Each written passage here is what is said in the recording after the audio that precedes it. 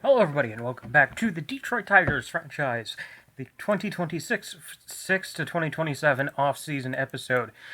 Um, after in the last episode, we were kicked out of the playoffs after the first round, so we have quite a big off-season ahead of us.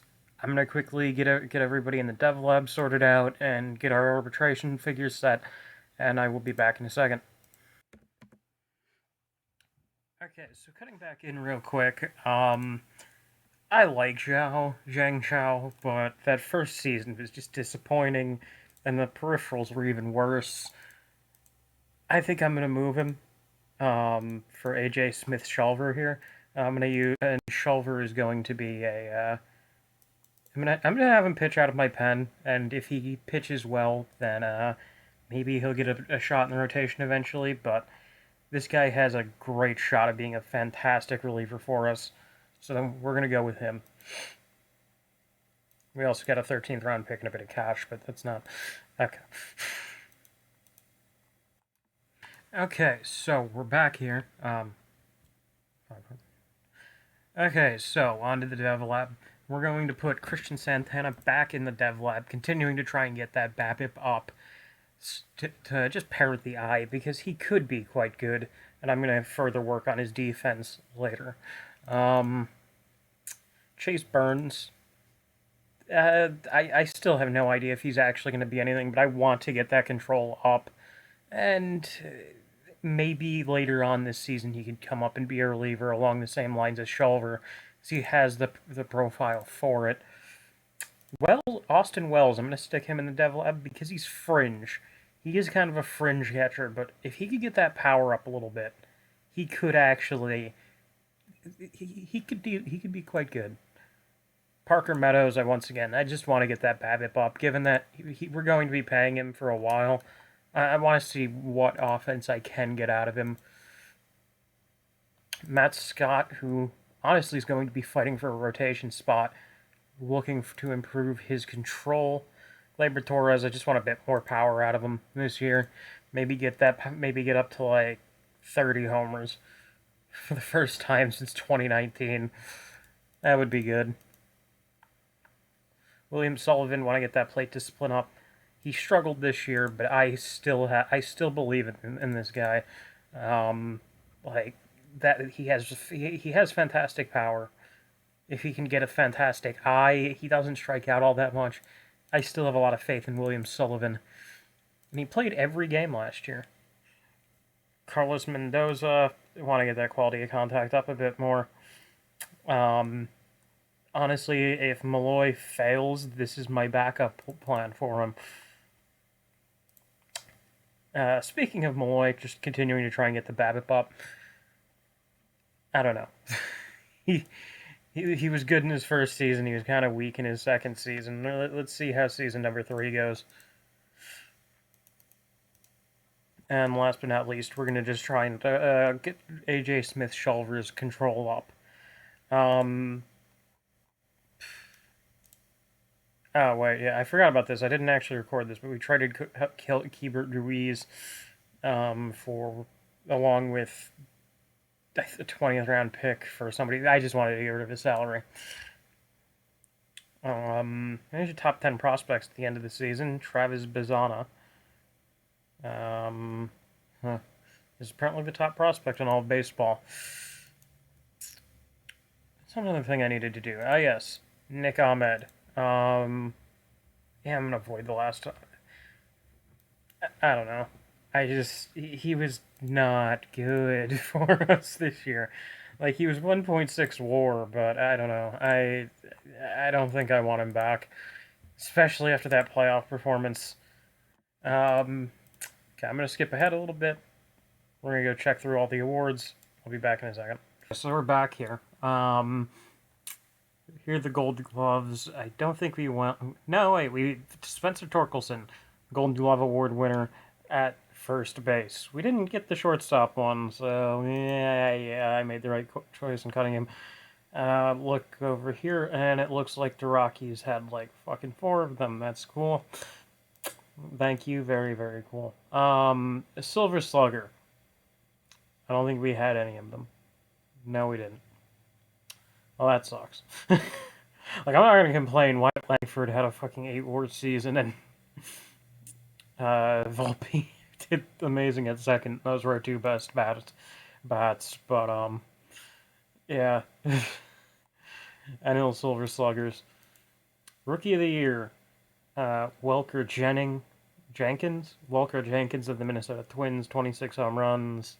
Solid season. William Sullivan got some votes despite the fact that he was a below average fucking player this year. So that's nice. Your National League Rookie of the Year is Chinko Kono. Manager of the Year, Aaron Boone. NL Manager of the Year, Jason Borges of the Rockies. And here it is, folks. Yoshinobu Yamamoto is the Cy Young Award winner in the American League. What a fucking season. We only have 3 more years before his opt-out, and I have a feeling he's going to opt out, given how well he's pitched since coming over. So, be prepared for that. You might have to break open the wallets for him. Garrett Crochet won the National League Cy Young. Aaron Judge wins the AL MVP, and Ellie De La Cruz wins the NL MVP. Surprised none of these Rockies got it, given that they were basically all like 10-war players. Wyatt Langford, Gunnar Henderson, Volpe, a few other guys, but it was unanimous. Like, Judge fucking... He has like over 120 home runs the last 2 years. He's just killing it. Okay. Gonna quickly cut to free agency. Okay, so welcome back. We are here on the first day of free agency. And my god. Whew. Masayuki Tanaka, 30-year-old shortstop. Okay, got some concerns. Low scouting accuracy. Doesn't really seem to be that special of a hitter, but the defense is elite. Like, absolutely fucking elite. Good work ethic, too. The OOTP, or the OSA, theirs is considered to be slightly more accurate than mine, and they think he actually has a bit more power than I do. We have the money to offer him. We have $60 million available. If I were to give him, let's say, 18.5 through... for 8 years, but the last 2 we will option off. We'll also throw in a team option after year 5. Would it be after year 6? Yeah, it would be after year 6. Give him a no-trade clause. Actually, you know, what if I give him 25 this year, because we have the money to spend this year, and then I give him 20 next year. Then we just slowly start tailing it off, like 18.5, 18, and then we go down to 17.5 for both of the option years.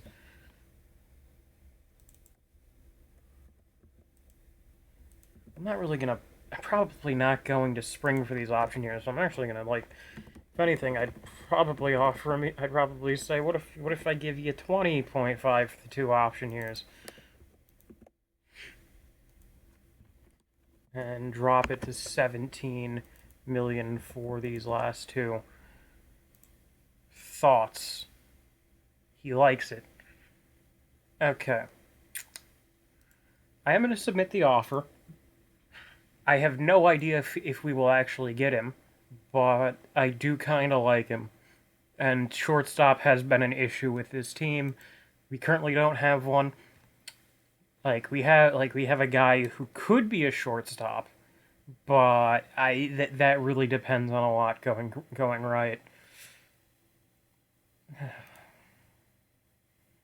Another guy that, okay, he's fragile. I'm not going after a guy who's fragile, who wants that much money. Kodai Senga wants money. Um, what if I give you 5 and I have you work out of the pen for me? I'll give you that much, but I don't. But you're gonna have to work out of the pen.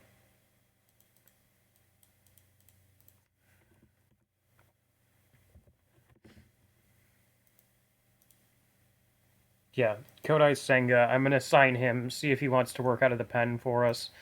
Um, yeah, like he was bad last year, so his fucking value, so his ask is down, and like I could have him pitch in the rotation, but I don't know. I don't like pitching with. I don't like guys with this little control out of the rotation, and he could be a fantastic multi-inning reliever. Though he does have really good. Whatever. I'm just gonna sign him and see and work on what we're gonna do with him later. Okay. Is there anyone else in this class who I think is worth going after?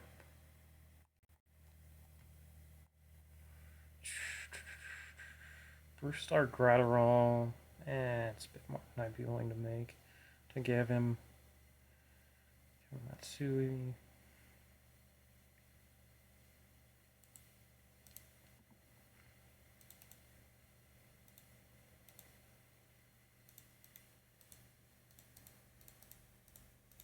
And I'll bring David Bendar back. I don't know. Okay, so these are guys who I'm very much interested in bringing in. Um, I don't really know if there's anything else, though. I'm definitely going to be looking to try and like land a good trade piece. Though honestly, there doesn't seem to be much on the block, but I might be able to pick up a piece from a bad team. Also, Miguel Diaz. Okay, I didn't realize. Wait, how did I lose Miguel Diaz? We traded him for trash. Okay. An 11th round pick and a little bit of money. Okay, I forgot about that. Oh, God. Okay, we're gonna go and quickly sim ahead, see if we land any of these pieces or if we have to fucking negotiate further. But I will see you in a few days. Okay, welcome back, folks. And yeah, I just signed one of the most fucking unhinged contracts in the history of the sport. So in reality, this is a 6-year. I actually have no idea how much money this is. But yes, but for the fucking memes, yeah, there's 2 years, $200 million. Yeah, neither of these are being executed. The reason I had to do this was because the Yankees were annoying me. But these first 2 years are quite expensive, but we have the money for these first 2 years at the moment, so I'm going to jump at having. Like I had 60 million available. I'm going to jump at spending a good amount of money to secure a high quality shortstop. And damn, look at this guy's stats. Oh shit. Also, David Bendar signed with Toronto. Why? I don't know. I offered him more, but he signed with Toronto anyways. But yeah, look at this fucking defense, and his hitting's either looks like this or like this. I'm not quite sure. Either way, looking forward to him being a part of this team because this is the first time we've had a really good shortstop that isn't a complete liability with the bat this entire game.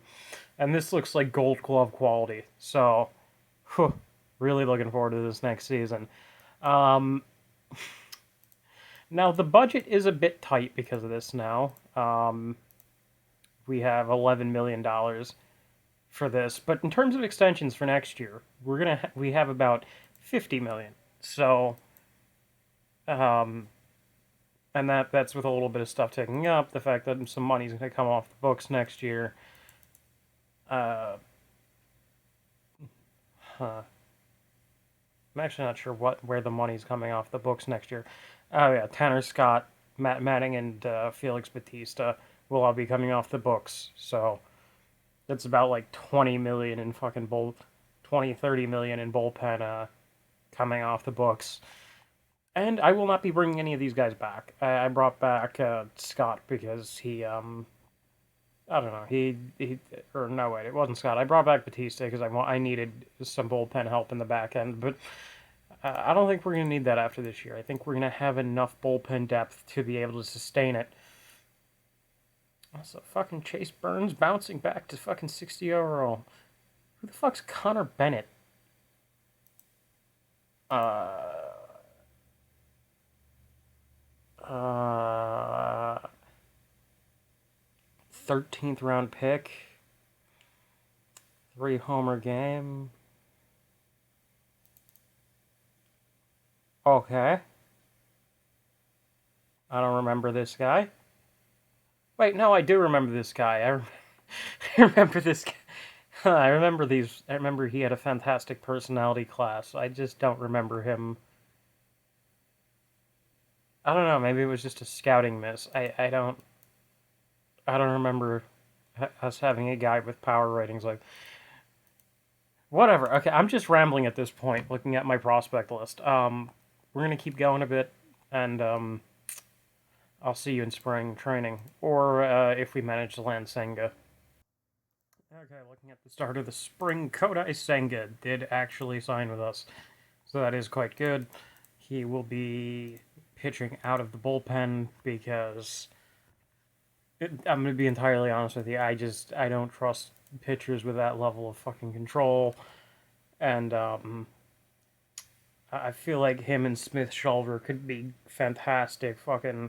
Um, be a fantastic stopper pairing this year. Okay, we're back right ahead of spring training, and yeah, I've got one last move this offseason to try and push us over the edge. Philadelphia Phillies are apparently in a bit of a rebuild phase. I didn't actually bother to check what their record was last year, but from what I've gathered, the team isn't particularly good right now. Yeah, they were awful, and they were also awful in 2025, and they were bad in 2024. So yeah, the Phillies are bad, really bad. And they have Michael King, who they, I think, either traded for or signed to a 5-year deal in 2025. There are 3 years left on this 4 years left on this contract, and it's expensive, but I've seen worse. They are willing to hold on to about 35% of this contract. For me, for this would result in me getting rid of Max Clark, Jesus Santos, Soto, and Zion Rose. And that sucks because all three of these players are quite good. I'm pretty sure I drafted Rose first pick out of the 2026 first year player draft. He hit really well in the minors in rookie ball for us. I think that he does have quite the future. However, I don't know. Michael King screams all in move. That's what this is. Oh yeah, we also have to get rid of 2 4th rounders and a 2nd rounder. But at this point, I'm basically just punting the draft this year. Michael King, he is fantastic. He pitched well for the Phillies last year in a really bad ballpark to pitch in. Um, Now the FIP was a bit higher than the ERA. The 2 years before that were both solid years. He had a fantastic year for the Yankees in 2023. I'm going to make this move, and with this, we're going to have count them, 4 aces on this team. Will 4 aces be enough to push us over the edge? Who knows, but I feel confident. I'll see you in spring training. Alright. I'll see you on opening day is what I meant to say. God damn it, I messed that up. Okay, everybody, so we are back. It is technically opening day, but no games have been played yet. And checking the preseason predictions, we are expected to win 100 games, lose 62, have one of the better have probably the best um, pitching staff in the league, and we're expected to score a lot of runs. Not Baltimore or New York levels of runs, but we're also expected to have a better pitching staff than them, so that's good. As you can see, Job, Yamamoto, and Michael Scott are all expected to be top pitchers in the league this year. Job's expected to fucking Job is expected to be the very best pitcher in the league this year, apparently. In terms of hitters, they're sleeping on our hitters. None of our hitters are expected to be top hitters this year. As you can see, the AL West is supposed to suck still, and the AL East, the Orioles are supposed to outdo the Yankees this year. Though Aaron Judge may just carry them to the fucking promised land again. Who knows? And the Rockies are still expected to do the exact same. So, what happened this? What happened in terms of transactions? We made a couple. Where is it? Yeah, we traded Luis Garcia, but not a ton else happened. Um, um, yeah, we signed him, which you just saw. Let's check out what happened with the development lab. So Christian Santana, his BABIP went up a bit. Chase Burns' control improved slightly, which is now at 50, or it's still not at 50. I don't know. Austin Wells gained 10 power rating. It said 10 power rating. I don't fucking know. It still says that he's still at 55. I'm not entirely sure about that. Parker Meadows' quality of contact has gone up a bit. It's still 55, so I'm not sure how exactly well he's going to do this year. Matt Scott, he not a noticeable change, but apparently his control improved a bit. Then none of the rest of these improved.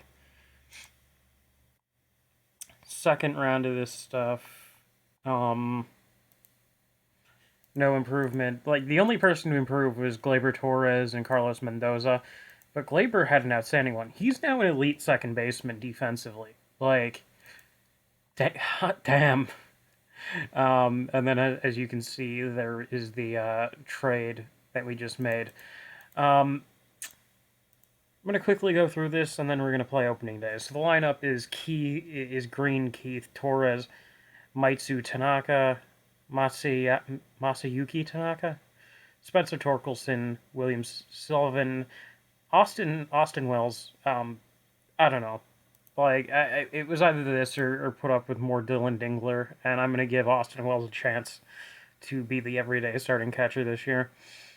Henry Malloy, and then Parker Meadows is hitting ninth.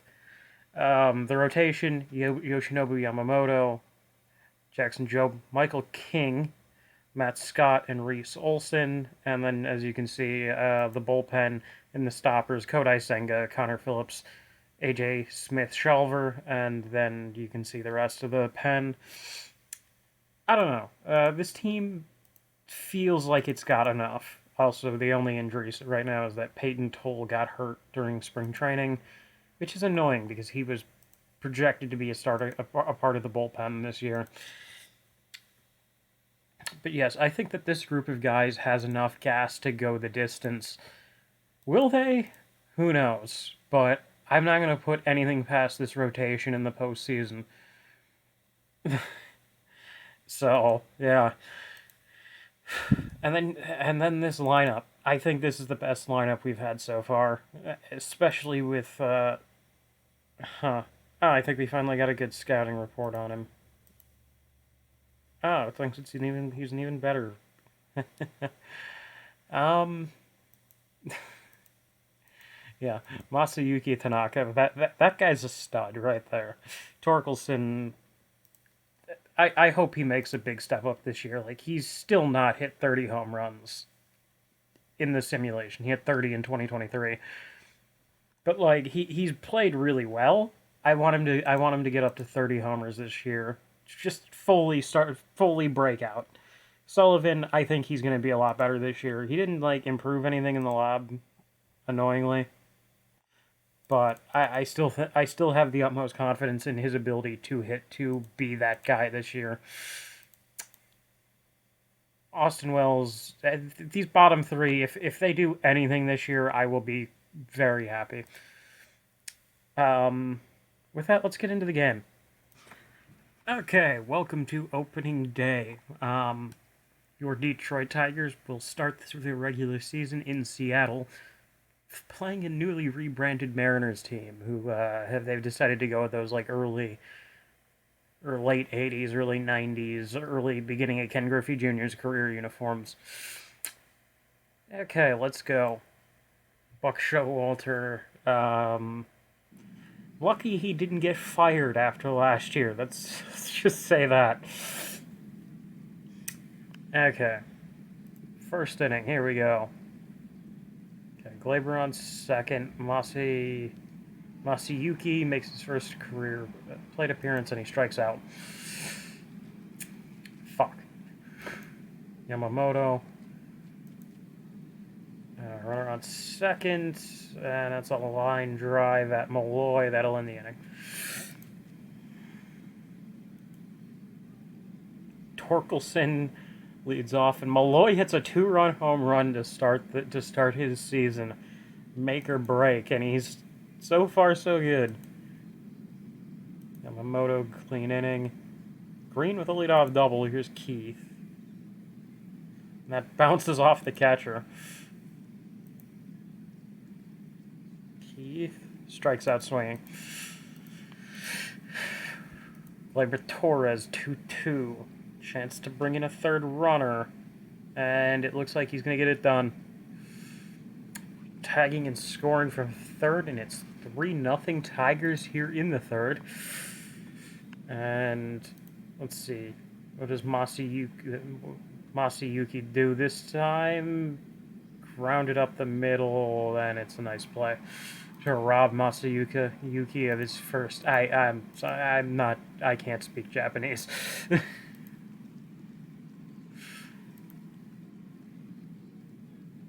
Malloy, Sullivan, and Wells are on ahead of him. Malloy looks to tack on another run, and he strikes out. We'll leave it up to Parker Meadows to bring in a run. And he will not accomplish that task. Never mind, still up 3. Okay, now we're only up 1.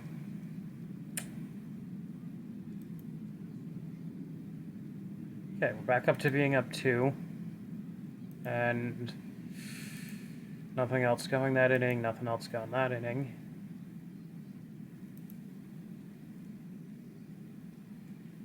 Nothing going.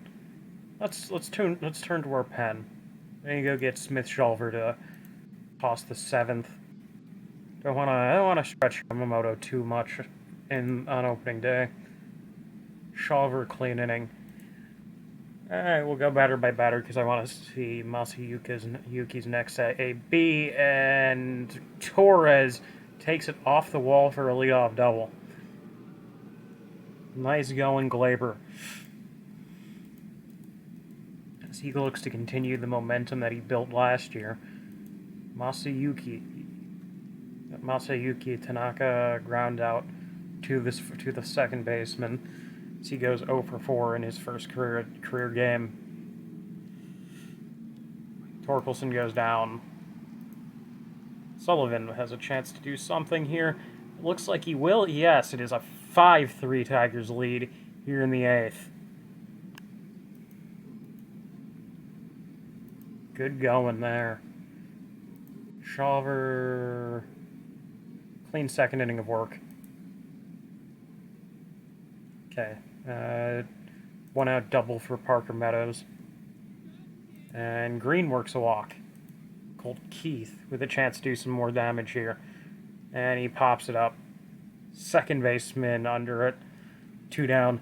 Keith is a notoriously slow starter at this point, so I'm not even shocked by this. 2-2 to Torres.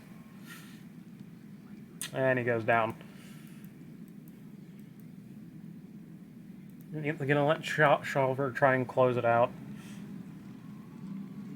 Into center. Parker Meadows ranging back. Out of here.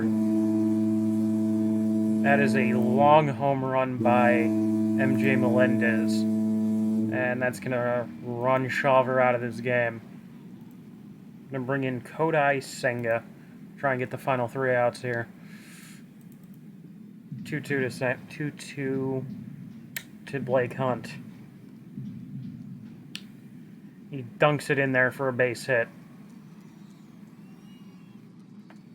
Tying run comes to the plate in the face of Lamont Wade Jr. Ground ball, this should be 2. There's 1, there's 2, and the Mariners are down to their final out. Something Ford. I didn't read his name. Got him. Ball game. The Detroit Tigers take a 5-3 victory here on opening day.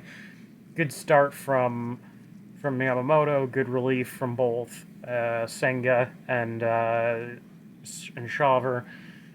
Leads to a fantastic opening day victory. Be prepared for a lot more of these. I'm with how I feel about this team. We could do this anywhere from 99 to 112 more times this year. I'm confident, but that will bring this episode to an end as we take a fantastic opening day victory. Thanks everybody for watching, and goodbye.